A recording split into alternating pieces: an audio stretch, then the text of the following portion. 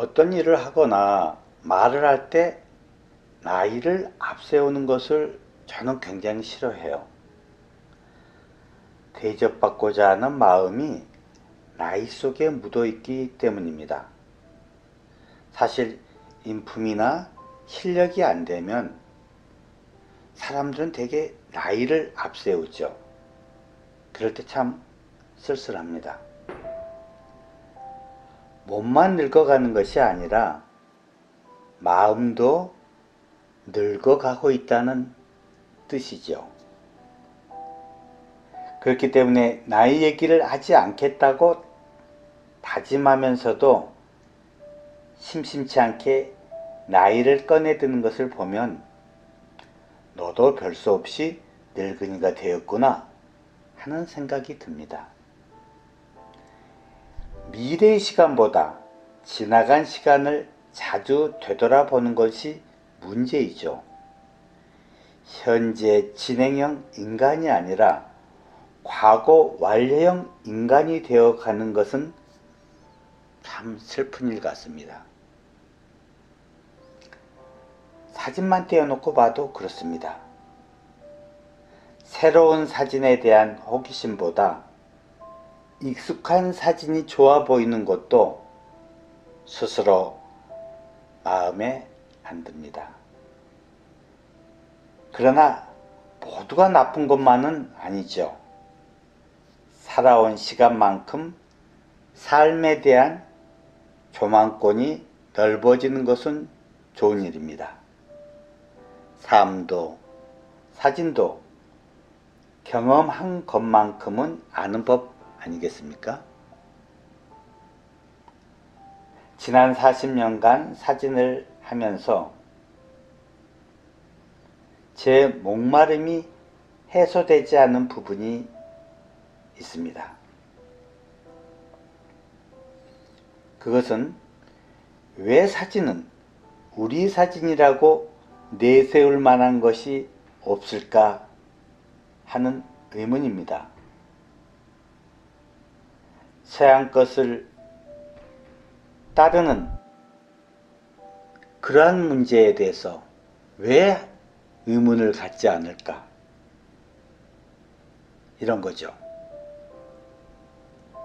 물론 사진이 원조가 서양 것이라는 거에 대해서는 의문의 여지는 없습니다.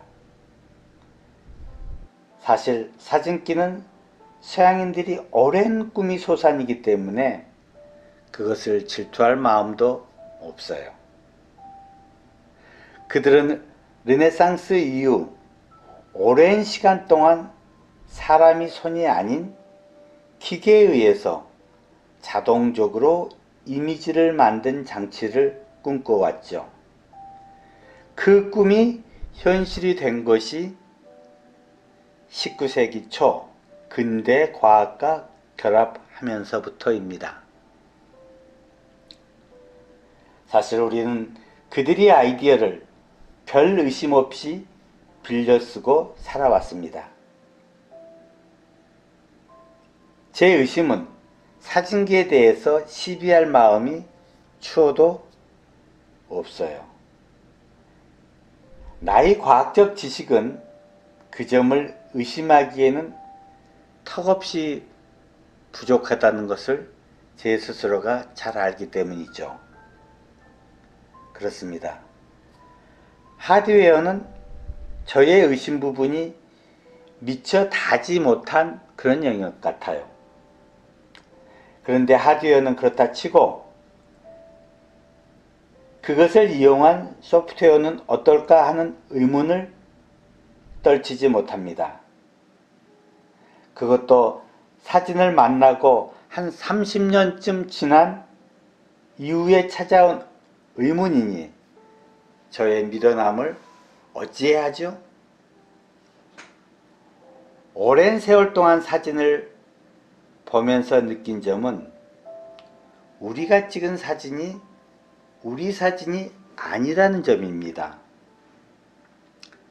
말하자면 그것 또한 서양인들이 가르쳐준 사진을 우리가 하고 있지 않냐 하는 생각을 끊임없이 하게 되는 것이죠. 오래전에 영국 유학에서 돌아온 한 사진가에게서 들은 얘기가 문득 생각이 났습니다. 그 영국 지도 교수에게 본인이 사진을 내놓자 돌아온 반응은, 그래, 사진 참 잘 찍었어. 그런데 내 사진은 어디 있니? 제가 보아온 우리 사진들도 대개는 이 범주를 벗어나지 못합니다. 말하자면 우리 사진이라고 내세울 만한 것이 없다는 뜻입니다. 이것은 소재나 기술의 문제가 아니라 정신의 문제입니다. 우리도 배줄이지 않고 살만하니 각 분야에서 우리 것 찾기에 관심을 보이는 긍정적인 누나가 여기저기서 눈에 띕니다. 그 한 예로 동양화라는 단어를 한국화로 바꿔 쓰는 것도 그렇고요. 모노크롬보다는 단색화라는 말도 긍정적입니다. 이 점은 매우 중요하죠. 왜냐하면 말을 바꾼다는 것은 우리의 의식을 바꾸는 실마리가 되기 때문입니다. 그런 점에서 저 역시 우리 사진이라는 화두를 던지고 시작한 것이 솔웨이브입니다. 우리는 알게 모르게 동양적 사유의 지배를 받고 살아왔죠. 그것은 이 세계가 음과 양으로 이루어졌다는 이분법적 사고입니다. 음과 양이 순환을 하면서 만물을 만들고 우리는 그 이치 속에서 살아간다는 운명이 동양적 사고의 핵심이죠. 그 상징을 대표하는 것이 달과 태양입니다. 우리나라 국기에 쓰이는 태극도 이 부분을 도식화한 것에 지나지 않지요. 보이지 않은 생각을 보이는 무엇으로 옮겨 놓은 것이 태극도인 셈입니다. 제 생각이 머문 지점이기도 하죠. 태극을 사진으로 표현하고자 했습니다. 태극은 결국 음과 양으로 이루어지는데 그 구체적 대상이 달과 태양입니다. 따라서 보이지 않는 태극을 드러내기 위해서는 필연적으로 달과 태양에 주목할 수가 없는 것이죠. 제가 달을 찍은 까닭입니다. 다음은 표현의 문제입니다. 달이 하늘에 하나만 있는 것일까? 이런 의문에 대한 답은 의외로 쉽게 찾아졌어요. 세종 시절의 노래 월인청강이란 단어를 찾으면서 무릎을 딱 쳤죠. 그래, 물이 있는 곳에는 언제나 달이 뜨지. 그러니 달이 하나일 필요도, 노래처럼 1000개일 필요도 없는 것입니다.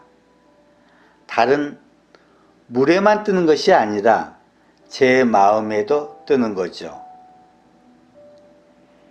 내 마음의 달, 그래서 생각한 것이 달을 하나만 찍지 말고 제가 원하는 것만큼 찍어보자는 생각을 하게 됐습니다.